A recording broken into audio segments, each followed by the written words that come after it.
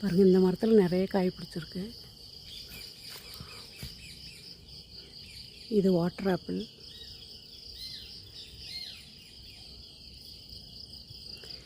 ஒரு 4 நாளில் பார்த்திங்கன்னா எல்லாமே கொட்டி போயிடும்.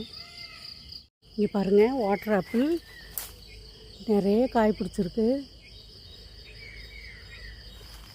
பூரா கிளியெலாம் வந்து கொத்திரும். இன்னும் நிறைய கீழே விழுந்து தான் போகுது. பக்கத்தில் இருக்கிறது தான் பொறிக்க முடியும். தூரத்தில் இருக்கிறது பொறிச்சாலும் கீழே விழுந்தாலும் அடிபட்டுருது.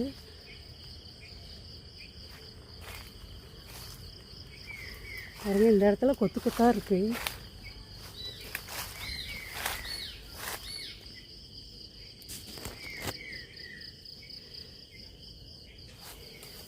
இது வந்து ரெட் கலரு.